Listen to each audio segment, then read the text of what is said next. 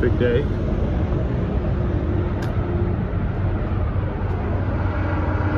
We're here to get some tires because these tires are too old. I've had them on for a while. We've been driving them around. They're actually not worn. The tread's deep still, but they are 21 years old. Out of the 6, at least 4 are about 21 years old. Wow. So turning the steering flexes the bumper up and down. It looks like there may be a bolt or two missing.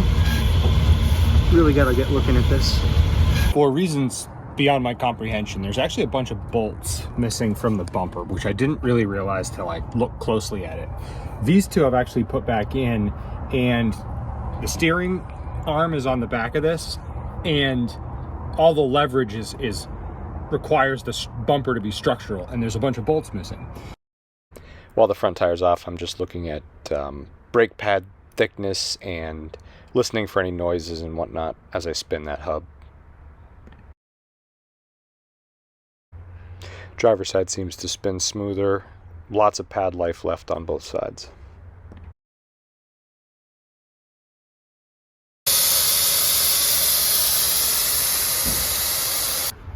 Unfortunately, because of the rear drum brakes, you can't actually see the pad wear and pad thickness because it's all hidden behind the drum, and it's in park, so I can't spin the drum either.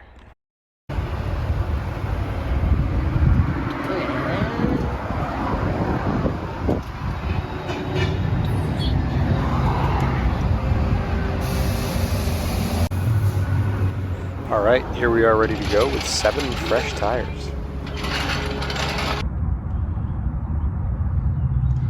Down here, looking at the brake fluid reservoir, we've got a bail that flips down and it holds the top on. Got a rubber seal inside there. That's relatively recent, new, and it looks pretty good.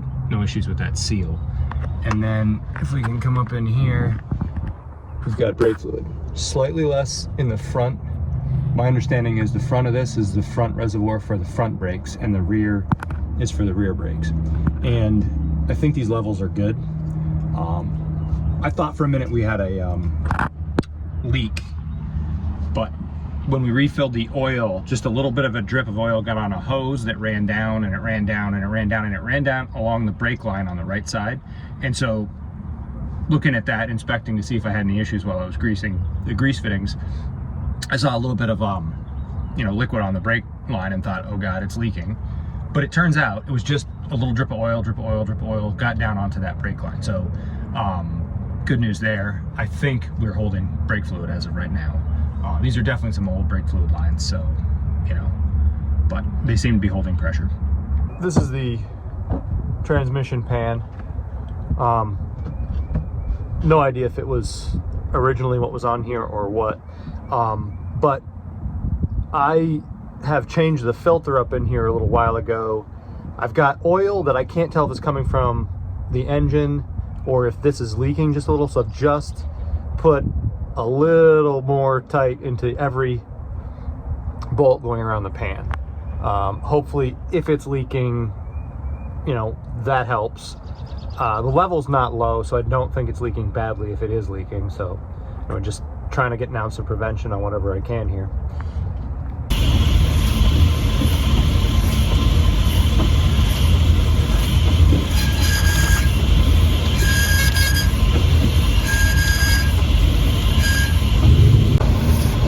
I don't know if that's visible, but that's flex.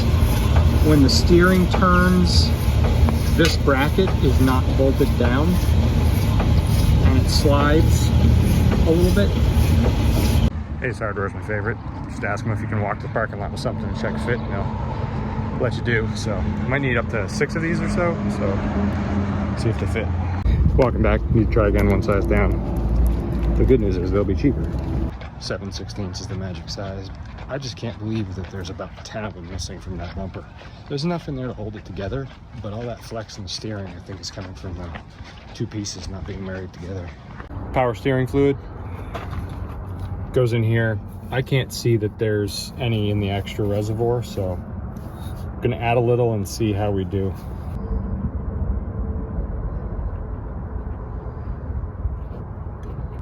You can see it, the level, it's about 1 inch below the top.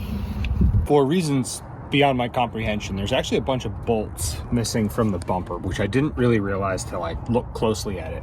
These two I've actually put back in, and the steering arm is on the back of this, and all the leverage requires the bumper to be structural, and there's a bunch of bolts missing.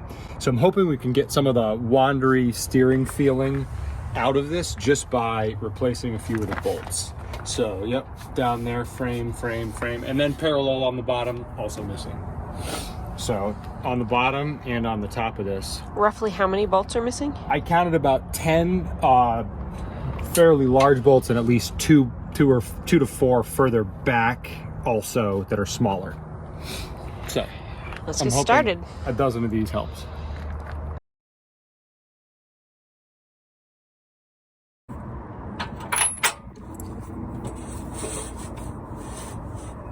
I have smaller hands. You want me to do that part?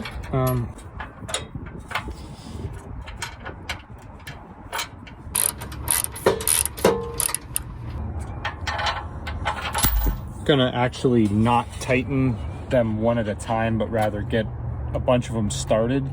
I've got a couple holes that don't quite look perfectly lined up, and my hope is that if I start them all, then I can come back and tighten them once they're all in place. This type of work is great if you've got a flexible ratchet, because I can have the flexible ratchet up on the bottom and gear wrench on top and have everything work pretty quickly.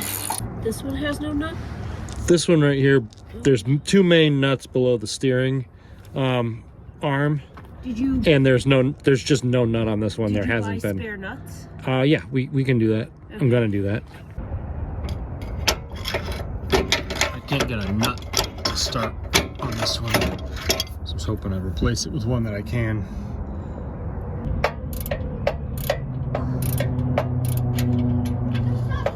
It's going. It's real slow, but it's going.